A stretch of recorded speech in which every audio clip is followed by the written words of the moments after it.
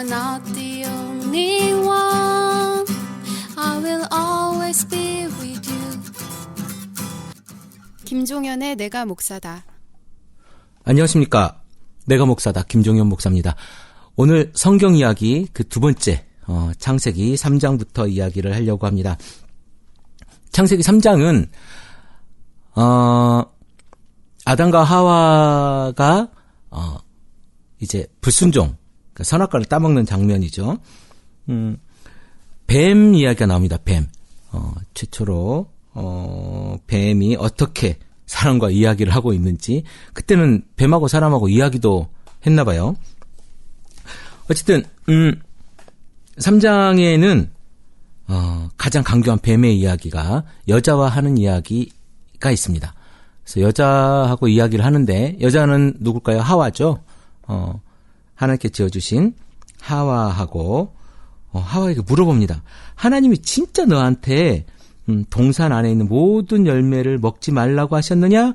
라고 물어보니까 여자가 이렇게 얘기합니다. 다 먹으라고 그랬는데 동산 가운데 있는 선악을 알게 하는 저 나무를 먹으면 우리가 죽을 거다 라고 했다라고 이야기를 합니다.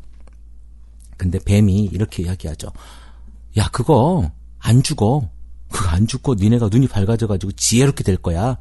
그렇게 이야기를 듣고 쳐다보니까 우리 아주 잘 아는 성경 구절이죠. 보암직도 하고 먹음직도 해서 따서 먹고 누구한테 줍니까? 남편한테 주니까 남편도 먹었죠. 그리고 그걸 먹으니까 어떻게 됐습니까? 자기 몸이 벗은 것을 알고 부끄러워서 몸을 가리게 됩니다. 그리고 이제 하나님이 동산을 거느리고 계시는 소리를 이 아담과 하와가 듣죠. 그리고 어떻게 합니까? 동산 나무 사이에 숨습니다. 그리고 하나님이 물어봅니다. 남자를 보고 내가 어디 있느냐 이렇게 물어보죠. 하나님께 동산을 거느린 소리를 듣고 제가 몸이 벗은 것이 두려워서 숨었습니다. 내가 벗은 몸이라고 누가 알려줬냐? 내가 너더러 먹지 말라고 한 그 나무 열매를 내가 먹었느냐? 하와, 아담이 핑계를 댑니다. 하나님께서 짝 지어주신 나랑 하나님께서 살라고 한 저 여자가 그 나무 열매를 나한테 주어서 내가 먹었습니다. 이렇게 얘기를 합니다. 그리고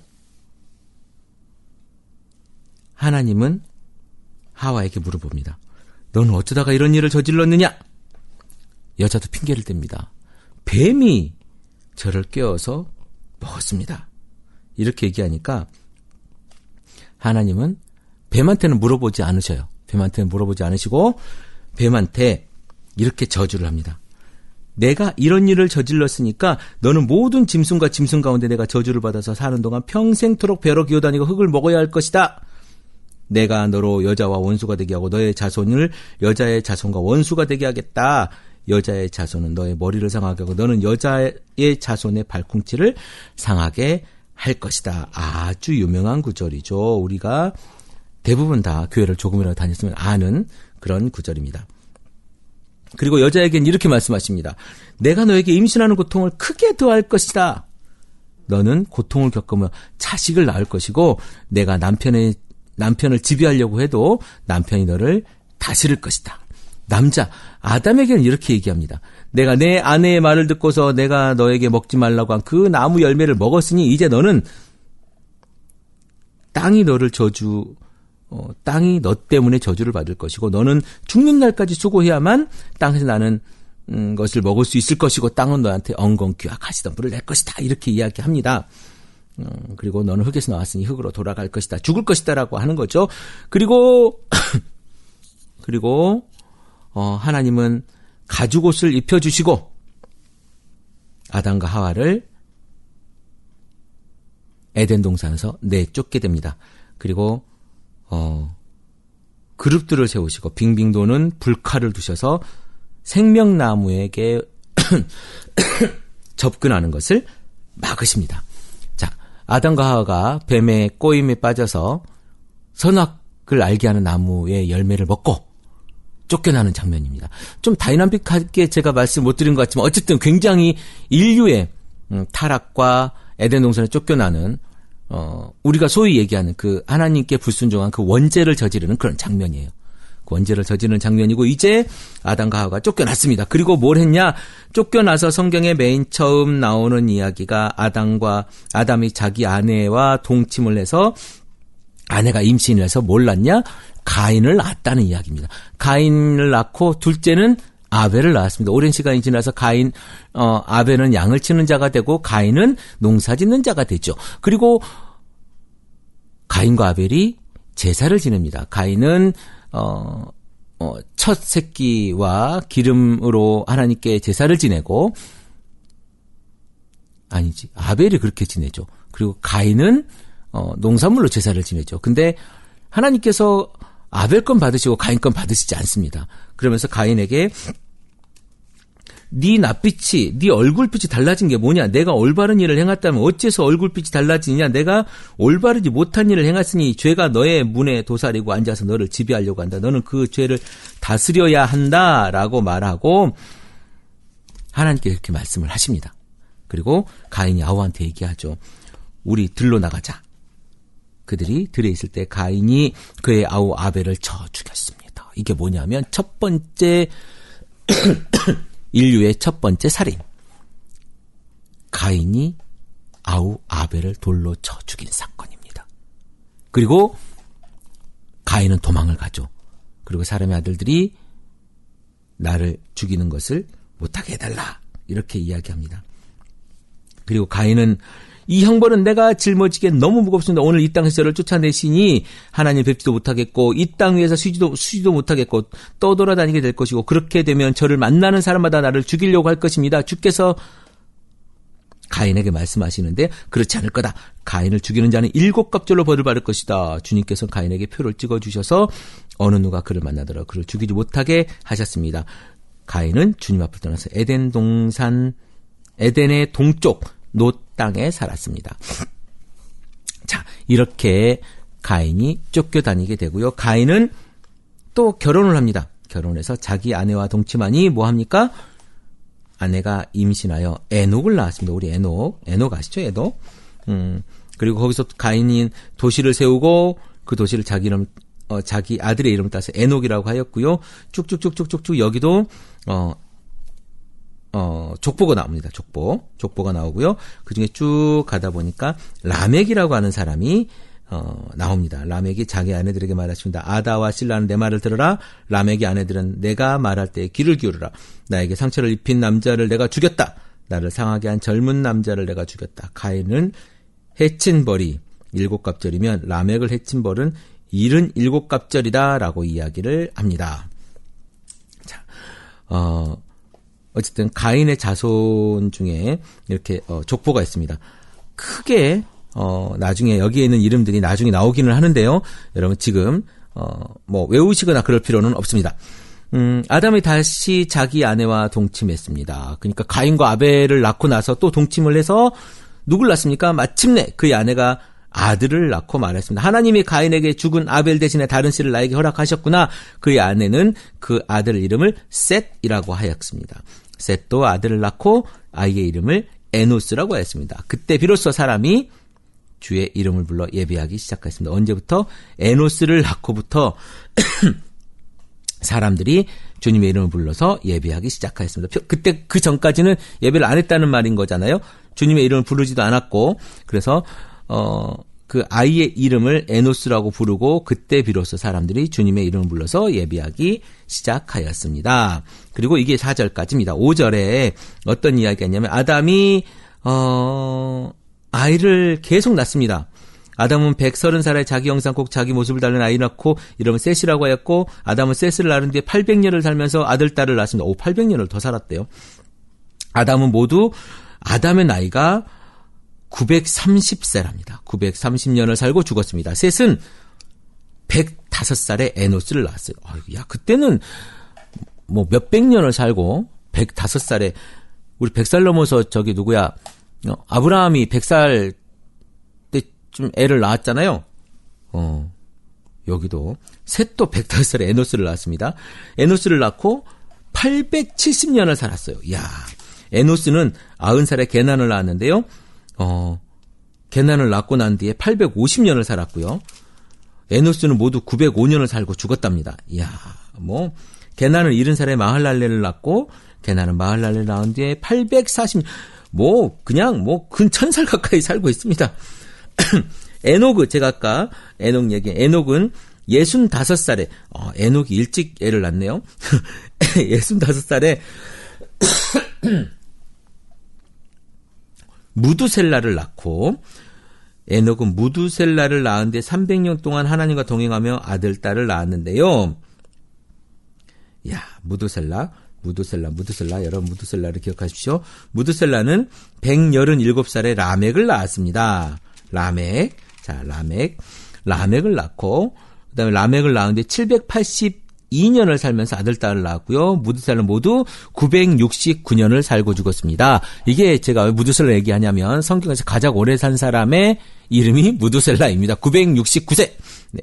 969세를 한번 살아볼까요? 969세를 살고 무두셀라는 죽었다는 이야기가 창세기, 아마 오래 살고 싶은 분은 무두셀라라고 이름을 혹시 한번 지어보시면 애들이 969세를 살지도 모를 것 같습니다. 969세. 무두셀라, 그리고 라멕은 182살에 아들을 낳고요. 그 아들의 이름을 노아라고 짓고 말하였습니다. 제가 아까 라멕 중요하다고 말씀드렸죠? 그는 아들의 이름을 노아라고 짓고 말했습니다. 주님께서 저주하는 땅 때문에 우리가 수고하고 고통을 크고 하는데 이 아들이 우리를 위로할 것이다. 라멕은 노아를 낳은 뒤에 595살을 살면서 아들, 딸을 낳았고 라멕은 모두 777년을 살고 죽었습니다. 777년, 777. 777이면 그거 아니에요? 우리 jet팟 뭐라고 하지? 이거 슬롯 머신 할 때 777, 37. 이게 그러네. 라멕이 777년을 살고 죽었습니다. 노아는 500살이 지나서 셈과 함과 야벳을 낳았습니다. 자, 노아가 500살이 지나서 애를 낳았습니다. 네. 노아가 대단한 건지 노아의 부인이 대단한 건지 모르겠습니다만은 500살을 지나서 셈과 함과 야벳을 낳았습니다. 라멕의 아들 노아, 하나님께서 그렇게 칭찬하셨다고 하는 그 노아의 이야기가 라멕을 통해서 낳게 됩니다. 자, 6장 한번 볼까요? 6장. 사람들은 땅 위에서 이제 굉장히 많이 낳잖아요. 그렇죠? 많이 사람들이 낳고 또 낳고 하다 보니까 땅에 사람들이 늘어났는데 그들에게서 딸들이 태어났고 하나님의 아들들이 사람의 딸들의 아름다움을 보고 저마다 자기들의 마음에 드는 여자를 아내로 삼았습니다. 주님께서 말씀하셨습니다. 생명을 주는 나의 영이 사람 속에서 영원히 머물지는 않을 거다. 사람은 살과 피를 지닌 육체요. 그들의 날은 120년이다. 120년. 여러분 어디서 들은 것 같지 않습니까? 모세가 120살을 살다 죽었죠? 그랑 연관이 되는지 모르겠습니다만은 그들의 날은 120년이다. 그 무렵에 그 후에도 얼마 동안 땅 위에 네피림이라고 하는 거인족이 있었는데 그들은 하나님의 아들들과 사람의 딸들 사이에 태어난 자식이었다. 하나님의 아들들과 사람의 딸들 사이에 태어난 자식이 네피림이다. 그들은 옛날에 있던 용사로서 유명한 사람들이었습니다. 자, 어쨌든 하나님의 그 아들들과 사람의 딸들 결혼해서 세상이 이제 사람이 많아졌습니다. 사람이 많아졌는데요. 이 사람들이 살아가는 세상에 뭐가 있었으면 죄악이 가득 차고 하나님이 이 땅에 사람을 지으신 것을 후회할 날이 생기게 되었습니다. 그래서 하나님은 싹 쓸어버리겠다. 내가 이놈들이 이렇게 사는 꼴을 내가 볼 수가 없구나. 죄악이 만연해서 내가 선하게 지으려고 선하게 살고 예쁘고 아름답게 행복하게 살으라고 해놨는데 이것들이 아주 그냥 쓰레기처럼 사는구나. 그래서 싹 지워버리려고 없애버리려고 청소해버리려고 했는데 노아만은 주님께 은혜를 입었습니다. 노아만은 주님께 은혜를 입어서 이제 노아는 살게 됐다 이런 이야기인 거죠. 싹 죽이고 싶었어요. 모든 동물들까지 싹 죽이고 싶었고, 근데 노아만은 주님께 은혜를 입고, 이제 그 다음에 노아의 이야기가 잠깐 나옵니다. 노아의 역사는요, 노아는 그 당대에 의롭고 흠이 없는 사람이었습니다. 노아는 하나님과 동행하는 사람이었고요. 노아는 셈과 함과 야벳이 이렇게 세 아들을 두었는데, 하나님이 보시니 세상에 썩었고 무법천지가 되었는데, 하나님이 땅을 보시니 썩어 있었고요. 살과 피를 지니고 땅에 있는 모든 사람들의 삶이 속속이 썩어 있었습니다. 근데 하나님 노아에게 말해서요, 땅의 사람들 때문에 무법천지가 되었는데 그 끝날이 이르러 내가 반드시 사람과 함께 멸하겠다. 너는 잣나무로 방주를 하나 만들어라. 우리 노아의 방주, 아주 유명한 노아의 방주를 만드는데요, 그 방 안에 여러 칸을 만들고 역청과 안팎을 칠하고, 노아의 그 방주는 이렇게 만들어라. 길이는 300자요, 너비는 50자요, 높이는 30자로 하고, 그 방주에 지붕 만드는데 한 자 치켜 올려서 덮고, 방주 아래쪽에 출입문을 내고, 위층과 가운데층과 아래층을 나눠 세 층으로 만들고, 내가 이 땅 위에 홍수를 일으켜서 하늘과 아래 살아 숨쉬는 땅과 피를 지니 모든 것을 쓸어서 없앨 터이니 땅에 있는 모든 것들은 죽을 거다. 그러나 너하고 내가 직접 언약을 세우겠는데, 너는 아들들과 아내와 며느리를 모두 데리고 방주로 들어가서 살과 피를 지닌 짐승도 수컷과 암컷을 한 쌍씩 방주로 데리고 들어가서 너와 함께 살아남게 하여라. 새도 그 종류대로, 집짐승도 그 종류대로, 땅에 기어다니는 모든 온갖 길짐승도 그 종류대로 모두 2마리씩 너에게로 올 터이니 살아남게 하라. 라고 해서 방주에 들어가게 합니다. 그리고 홍수가 이제 나죠. 홍수가 나서 어떻게 합니까? 싹 쓸어버리게 되죠. 싹 쓸어버리게 되고요. 그때가 언제냐? 노아의 홍수가 난 것인, 노아가 몇 살 때? 600살 되던 해에 노아가 홍수를 맞이하게 됩니다. 그리고 홍수가 어떻게 되냐면, 모든 동물들이 노아의 방주로 들어옵니다. 그리고 7일이 지나서 홍수가 땅을 뒤덮였습니다. 노아가 600살 되던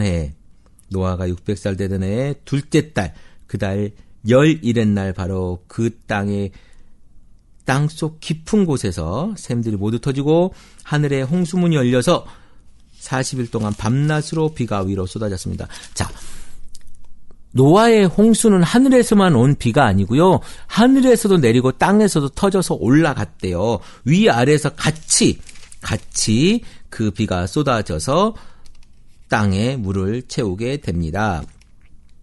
바로 그날 노아의 세 아들 셈과 함과 야벳과 노아의 며느리와 노아의 아내만 사람들은 살아남게 됩니다. 그리고 40일 밤낮으로 계속되어서요, 뭔가 사람들과 동물과 짐승들은 다 죽고,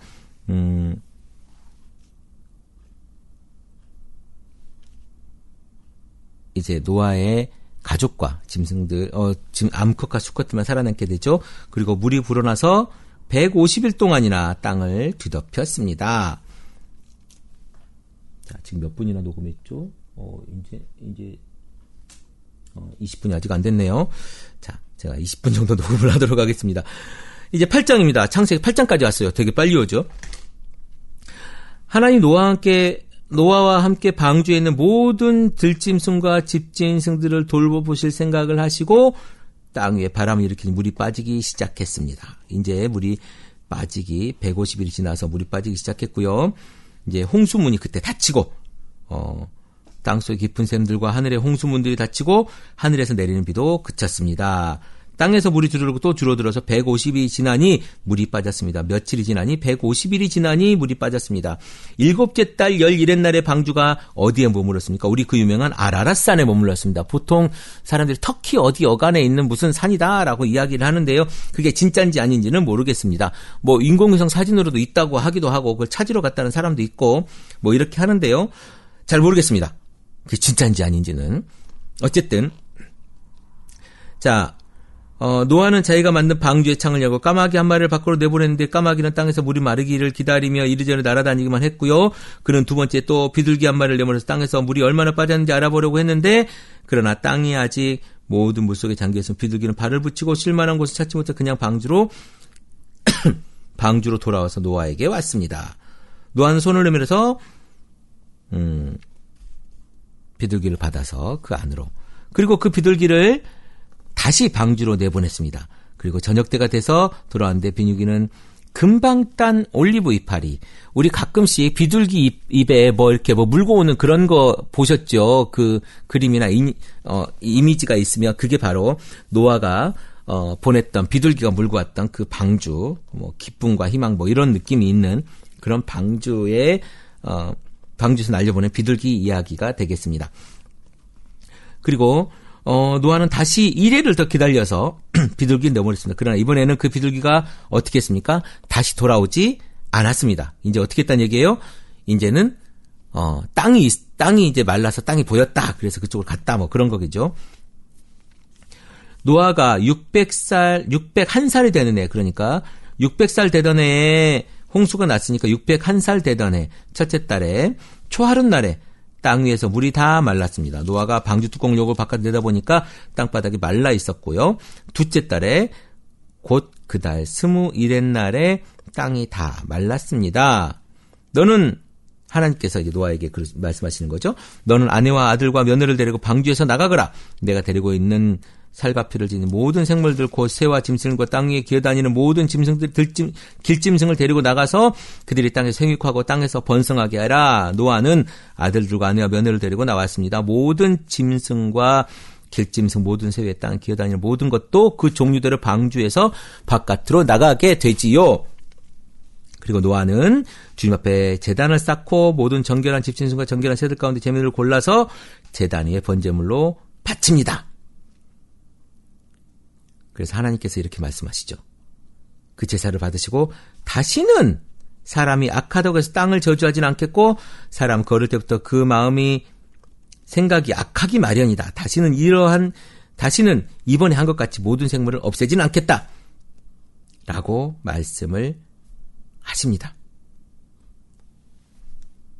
땅에 있는 한 뿌리는 때와 거두는 때 추위와 더위 여름과 겨울 낮과 밤에 그치지 아니할 것이다 라고 말씀을 하시죠. 자, 9장에 이제 하나님이 노아와 언약을 맺으시는데 뭐라고 언약을 맺으시냐? 하나님 노아와 그 아들들에게 복을 주시며 말씀하시되 생육하고 번성하여 땅을 충만하라. 땅에 사는 모든 짐승과 공중에 나는 모든 새와 기어다니는 모든 것과 바다에 사는 모든 물고기가 너희를 두려워하며 너희를 무서워할 것이다. 내가 이것들을 다 너희 손에 맡긴다. 살아온지는 모든 것이 너희의 먹을거리가 될 것이고 내가 전에 푸른 채소를 너희에게 먹거리로 준 것 같이 내가 이것들도 다 너희에게 주노라. 그러나 고기를 먹을 때 피가 있는 채로 먹지는 말아라. 피에는 생명이 있다. 생명이 있는 피를 흘리게 하는 자는 반드시 내가 복복하겠다.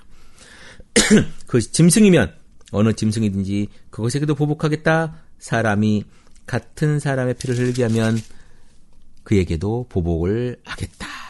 하나님께서 이제 인간에게, 사람에게 풀이 아닌 식물만 먹을 것이 아닌 동물의 육식도 허락하는 장면입니다. 사람은 하나님의 형상대로 지음을 받았으니 누구든지 사람을 죽인 자는 죽임을 당할 것이고 너희는 생육하여 번성하여 땅에 편만하여 거기에 번성하라 라고 말씀을 하십니다. 자, 방주에서 나온 노아 그 아들 셈과 함과 야벳은, 함은 가나안의 조상이 되고요. 이 세 사람 노아의 아들이고요. 이들에게서 나온 인류가 나와서 온 땅에 퍼져갔습니다. 자, 한 번은 또 그 이후로 이제 노아 그 아들들 이야기를 하는데요. 노아는 처음으로 밭을 가는 사람이 되어서 포도나무를 심었습니다. 노아가 포도나무를 맺히면 심었나 봐죠. 한 번은 노아가 포도를 마시고 취했는데 자기 장막에 아무것도 덮지 않고 벌거벗은 채로 누워 있었습니다. 가나안의 조상 함이 그만 자기 아버지의 벌거벗은 몸을 보고 밖에 나가서 두 형제에게 알렸는데요. 셈과 야벳은 겉옷을 가지고 와서 둘이 그 어깨에 걸치고 뒷걸음쳐서 가서 아버지의 벌거벗은 몸을 덮어드렸습니다. 그 아들 둘은, 셈과 야벳은 아버지 그 벌거벗은 걸 보지 않고 그 겉옷으로 덮어줬는데 함은 그것을 밖에다 알렸다는 얘기죠. 그래서 노아 술이 깨가지고 작은 아들이 자기의 한 일을 알고서 이렇게 얘기했습니다. 가나안은 저주를 받을 것이다. 가장 천한 종이 되어서 저희 형제들을 섬길 것이다. 이렇게 말합니다.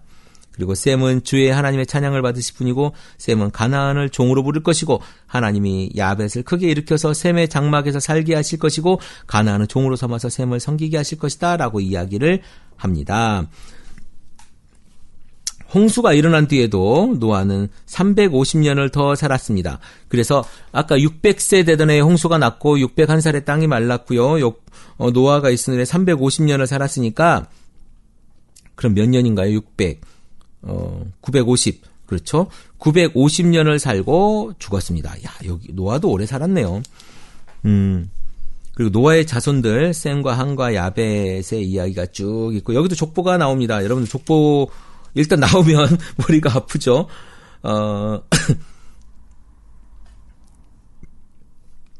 쭉 어쨌든 낳고 났습니다. 그리고 나서 이제 무슨 이야기가 있냐면 11장에 아주 유명한 이야기가 있죠. 바벨탑 사건 이야기가 있습니다. 창세기 이제 노아의 홍수 이야기 다음에 누구 이야기입니까? 바벨탑 이야기가 나옵니다. 처음에는 언어가 하나뿐이었는데 바벨탑을 쌓다가 뭐가 생깁니까? 언어가 갈라지게 되죠. 네. 온 세상의 말이 뒤섞여서 사람들은 그곳의 이름을 바벨이라고 부른다고 합니다. 바벨은 뒤섞인다 이런 뜻이라고 해요. 그리고 주님께서 거기에 사람들을 온 땅에 흩으셨습니다. 그리고 셈의 족보 이야기가 나오죠. 셈은 100살이 되어서 아르박삿을 낳았는데요. 셈이 아르박삿을 낳은 뒤에 500년을 더 살면서 아들딸을 낳았습니다. 쭉 또 낳고 납니다. 셈에 이렇게 낳대요. 그리고 데라. 그 다음에 누굽니까? 왜 셈이 아주 중요한 이야기가 되냐면 셈이 아까 이야기할 때 축복할 때 뭐라고 이야기했습니까?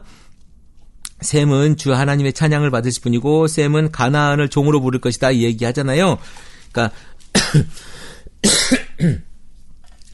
함은 가나안 족속이 됐고 셈은 그 가나안을 종으로 부릴 것인데 11장에 보니 바벨탑 사건이 있고 나서 셈의 자손 이야기를 하면서 쭉 보면은 나홀은 27살에 데라를 낳았습니다. 나홀은 데라를 낳은 뒤에 119년을 더 살면서 아들, 딸을 낳았습니다. 자, 데라 중요합니다. 데라가 누구를 낳습니까? 데라는 70살에 아브라함과 나홀과 하란을 낳습니다. 아브라함과 나홀과 하란을 낳았습니다. 자, 데라가 누구예요? 아브라함의 아버지 데라입니다. 자, 데라의 족보. 그래서 데라가 중요한 거예요. 데라는 셈의 자손이죠. 데라는 셈의 자손이고 이 셈의 자손은 가나안을 종으로 삼을 거다. 여러분 기억하셔야 됩니다. 그리고 데라의 자손, 데라의 족보는 이러한데요. 데라는 아브람과 나홀과 하란을 낳았고 하란은 롯을 낳았어요. 그러면 누굽니까? 롯 여러분 기억하시죠? 롯 아브라함이 전쟁을 치러서라도 뺏어 찾아온 누구? 아브라함의 조카. 나중에 조카랑 갈라지게 되지 않습니까? 롯을 낳습니다. 롯을 낳고 그리고 그런 하란은 그가 태어난 땅 바빌로니아의 우르에서 아버지보다 먼저 죽었습니다. 하란이 데라보다 먼저 죽었다는 거죠. 그럼 하란은 뭐예요? 롯은 뭐예요? 아버지가 없는 고아 신세가 되었습니다. 그래서 아브라함과 나홀이 아내를 맞아들였고요. 아브라함의 아내 이름은 사레이고 나홀의 아내 이름은 밀가였습니다. 하란은 밀가와 이스가의 아버지입니다. 그리고 사레는 아이구야 임신을 못해서 자식이 없었답니다. 자, 이제 보십시다. 데라는 두 아들 아브라함과 하란에게서 난 손자 롯과 아들 아브라함의 아내 며느리 사레를 데리고 가나안 땅으로 오려고 바빌로니아에서 우르를 떠나서 원래 바빌로니아에 살았어요. 그래서 바빌로니아의 우르를 떠나서 하란 땅에 이르렀습니다. 하란에 이르렀습니다. 그는 거기 살다가 자리를 잡고 살았습니다. 데라는 250년을 살다가 하란에서 죽게 됩니다. 자, 데라는 250년을 살다가 하란에서 죽게 됩니다. 자, 데라가 아브라함을 낳았죠. 그리고 하란은 롯을 낳았습니다. 보통 이 두 개 정도만 외우면 되죠. 우리 외울 필요는 없습니다만 늘 우리는 알고 있는 거니까. 자, 이제 아주 유명한 12절에 아브람 이야기가 나옵니다. 우리 12절까지만 할까요? 12절까지만 아브람. 하나님이 아브람을 부르 너는 내가 살고 있는 땅, 내가 난 곳과 너의 아버지 집을 떠나서 내가 보여주는 땅으로 가거라. 그러니까 옛날 우리 그 개역 개정판을 보면 이렇게 돼 있어요. 여호와께서 아브람에게 이르시되 너는 너의 고향 친척과 아버지 집을 떠나 내가 내게 보여줄 땅으로 가라. 내가 너로 큰 민족을 이루고 내게 복을 주어 내 이름을 창대케 하리니 너는 복이 될지라. 너를 축복하는 자에게 내가 복을 내리고 너를 저주하는 자에게 내가 저주하리니 땅의 모든 족속이 너로 말미암아 복을 얻을 것이라 하신지라. 자, 그래서 복의 근원 아브람. 내가 너로 큰 민족이 되게 하고 너에게 복을 주어서 내가 크게 이름을 떨치게 할 것인데 너로 말미암아 복을 받을 것이다. 너로 말미암아 세상 이 땅에 사는 모든 민족이 너로 말미암아 복을 받을 것이다. 그래서 복의 근원이기도 하죠. 아브람은 믿음의 조상이기도 하지만 복의 근원이기도 합니다. 아브람 주님께서 말씀하신 대로 길을 떠났고요. 롯도 함께 길을 떠났습니다. 어떻게 하시니까 하나님께서 너는 내가 살고 있는 고향과 본토 친척 아비집을 떠나라고 하니까 그대로 떠나게 된 거. 근데 잘 봐요. 아브람이 하단을 떠날 때 나이는 75살이었습니다. 75살. 물론 그때 오래오래 살기는 했지만 그래도 75살은 작은 나이가 아니고요. 우리가 75살. 자, 75살. 75살이 여러분 어쨌든 전 굉장히 많은 나이라고 생각을 합니다. 75살에 누구를 낳았습니까? 거기 길을 떠나죠. 아브람은 아내 사레와 조카 롯과 하란에서 모은 재산과 거기에서 얻은 사람들을 데리고, 그러니까 종도 데리고 가는 거죠. 가나안 땅으로 가려고 길을 떠나서 마침내 가나안 땅에 이르렀습니다. 가나안 땅으로 갔어요. 아브람은 그 땅을 지나서 세겜 땅 모래의 상수리 나무가 있는 곳에 이르렀습니다. 그때 그 땅에는 가나안 사람이 살고 있었고요. 주님께서 아브라함에게 나타나서 말씀하셨습니다. 내가 너의 자손을 이 땅에 주겠다. 너의 자손에게 이 땅을 주겠다. 아브라함은 거기서 자기에게 나타나신 주님께 제단을 쌓아서 바쳤습니다. 거기서 제사를 지냈다는 거예요. 거기서 어디? 모래 상수리 나무 있는 곳에서 하나님께 제사를 지냈다는 것입니다. 그리고 거기를 떠나서 베델의 동쪽에 있는 산간지방으로 옮겨가서 장막을 쳤습니다. 그곳 서쪽은 베델이고 동쪽은 아이입니다. 뭐 별로 중요하지 않아요, 여러분. 주께서 주님께 또 제사를 지우고 거기서도 제사를 지내고 예배를 드리고 아브람이죠. 그때까지는 아브람. 또 길을 떠나 줄곧 남쪽으로 가서 네게브는 사막입니다. 네게브에 이르렀습니다. 그리고 어디로 갑니까? 그 땅이 기근이 심해서 아브람은 애굽으로 갑니다. 애굽으로 갔는데요. 얼마 동안에 몸부쳐서 살려고 그리로 내려갔습니다. 그런데 이집트에 가까이 갔을 때 그는 아내 사레에게 말했습니다. 뭐라고 이야기하냐면 이거 보세요. 나는 참 우리 이러면 안 되는데요. 여보, 나는 당신이 얼마나 아리따운 여인인가를 잘 알고 있어. 이집트 사람들이 당신을 보고 당신이 나의 아내라는 것을 알면 나를 죽이고 당신을 살릴 것이니 그러니까 당신은 내 누이라고 하시오. 그렇게 해야 내가 당신 덕분에 대접을 잘 받고 또 당신 덕분에 이 목숨도 부지할 수 있을 거요. 이게 뭔 얘기냐면 내 부인이면 내 소유잖아요. 내 소유니까 나를 죽이고 당신을 취해가지고 뺏어가지고 갈 것이고 나를 죽일 것 같으니까 당신을 내 누이라고 하고 내 누이는 어떻게 합니까? 누이는 내가 시집 보낼 수도 있고 이렇게 하는 거잖아요. 그때 당시 그 동네는 요즘도 그 아버지가 딸을 시집 보내고 이렇게 하는 경향들이 있는데 누이라고 하면 내 이 누이를 자기 아내로 삼으려고 나를 잘 접대할 거 아니냐 이거죠. 그래서 나는 잘 접대받고 또 당신 덕분에 이 목숨도 부지할 수 있을 거요. 아브라함이 이집트에 이르렀을 때 이집트 사람은 아브라함의 아내를 보고 매우 아리따운 여인임을 알았습니다.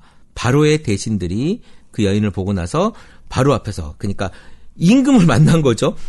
임금의 신하들이 그 여인을 보고 나서 바로 앞에서 그 여인을 칭찬해. 와, 정말 예쁘지 않습니까? 드디어 그 여인은 바로의 궁전으로 불러. 그러니까 이쁜 여자 데려다가 자는 거는 저기 누구지? 저기도 마찬가지였던 거. 다윗도 그렇게 하잖아요. 그리고 우리나라 왕들도 가다가 뭐 예쁜 처자가 있으면 데리고 가서 그 궁궐에 데리고 가고 뭐 그랬던 과거들이 있지 않습니까? 그때는 그랬었던 것 같아요. 이쁘다고 하니까 데리고 간 거죠. 그리고 바로가 그 여인을 보고서 아브라함을 잘 접대해 주었습니다. 아브라함이 아주 뭐 잘 지적했던 그때 문화를 잘 알았던 것 같아요. 이쁜 여자를 바쳐서 대접을 받는. 근데 그 여자가 누구요? 부인이요. 이런 자기 살려고 부인을 팔아넘기는 그런 사람이었습니다. 아브라함은 양떼와 소떼와 암나귀와 순나귀와 남녀 종과 낙타까지 얻었습니다. 자, 나중에 한번 보세요. 이 아브라함이 어떻게 됐다고요? 어디서 얻었다고? 양떼와 소떼와 암나귀와 순나귀와 남녀 종과 낙타까지 이게 굉장한 재산을 얻은 거예요. 아브라함을 잘 접대해 주는, 그러니까 그 여인을 보고서 그 여인이 아브라함의 부인인지 모르고 아브라함의 누이인 줄 알고 데리고 가면서 아브라함한테 선물을 준 거죠. 그러나 아브라함의 아내 사레의 일로 바로와 그 집안에 무서운 재앙을 내리셨으므로 바로가 아브라함을 불러 꾸짖었습니다. 어찌하여 너는 나를 이렇게 대하느냐? 내가 너한테 선물도 주고 내가 너를 이렇게 잘 대접했는데 너 때문에 내가 죽을 뻔했다. 이렇게 이야기하는 거죠. 왜 일찍 얘기하지 않았느냐? 네가 이 여자가 네 부인이라고.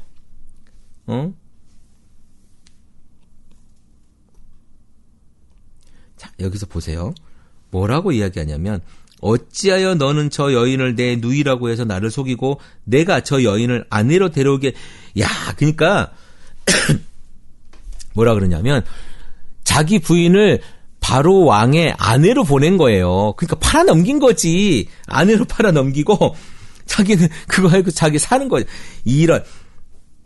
자, 그런 일이 있었습니다. 자, 우리 믿음의 조상 복의 근원 아브라함이 그런 아내를 팔아넘기는 그런 자기 살려고 그런 일이 있었습니다. 자, 내 아내가 여기 있다. 데리고 나가거라. 그런 다음에 바로는 그의 신하에게 명해서 아브라함의 모든 재산을 거두어서 그 아내와 함께 나라 밖으로 나가게 했습니다. 어쨌든 아브라함이 쫓겨났습니다. 쫓겨났어요.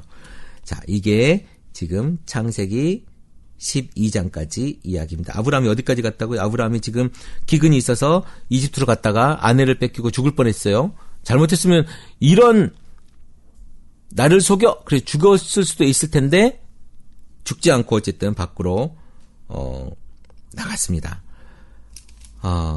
자, 오늘은 12장까지. 여러분 어떻습니까? 이렇게 제가 성경을 거의 많이 읽어줬어요. 많이 읽었습니다. 많이 읽었고요. 제가 조금 여러분들의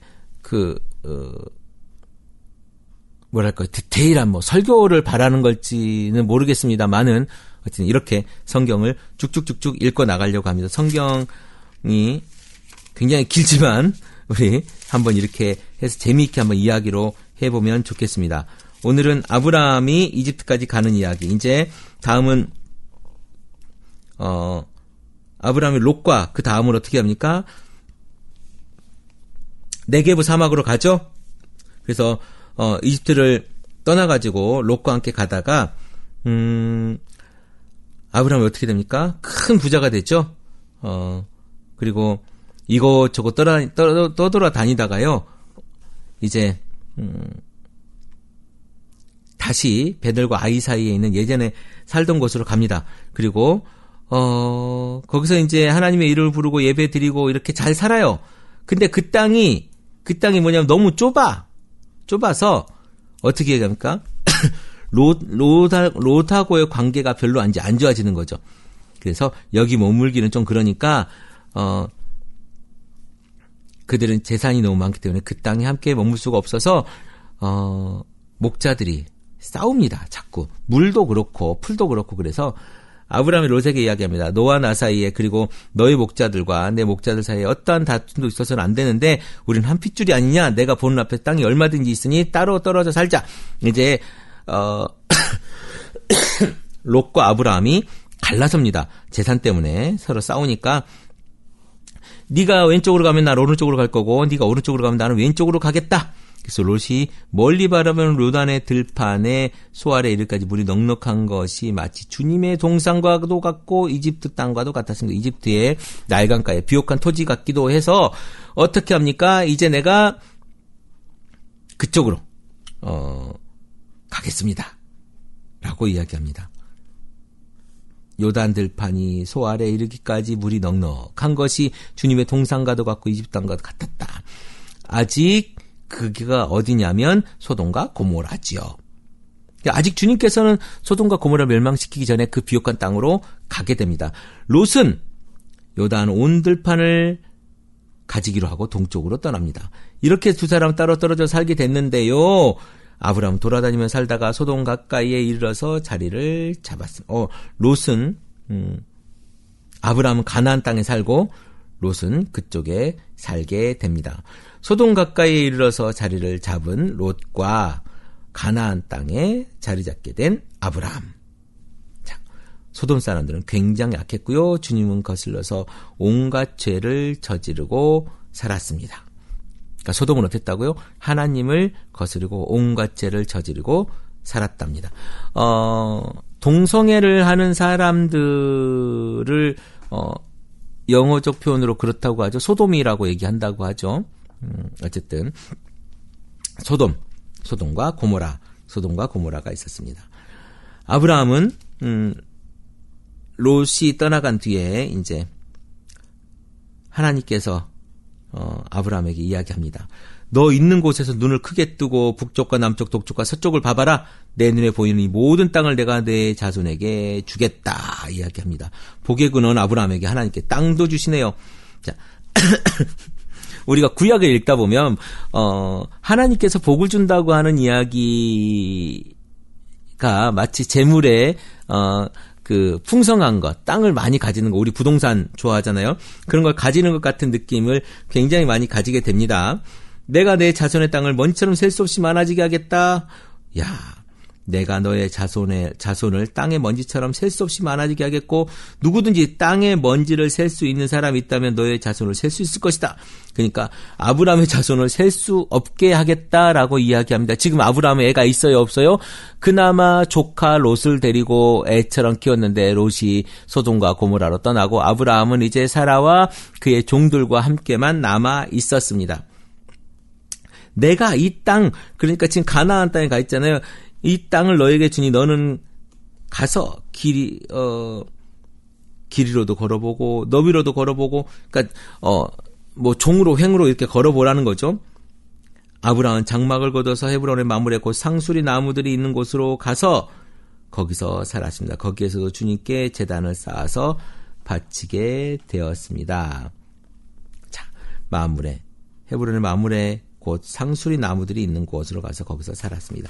헤브론에 살았다는 얘기예요. 헤브론. 거기에서도 그는 주님께 제단을 쌓아서, 그러니까 뭐냐면 아브라함은 가는 곳마다 하나님께 예배를 드렸습니다. 가는 곳마다 하나님께 감사의 모습을 드렸다는 거예요. 여러분이 가는 곳마다 예배요 삶이고 하나님의 제사를 드리는 그런 곳이면 좋겠습니다. 그것이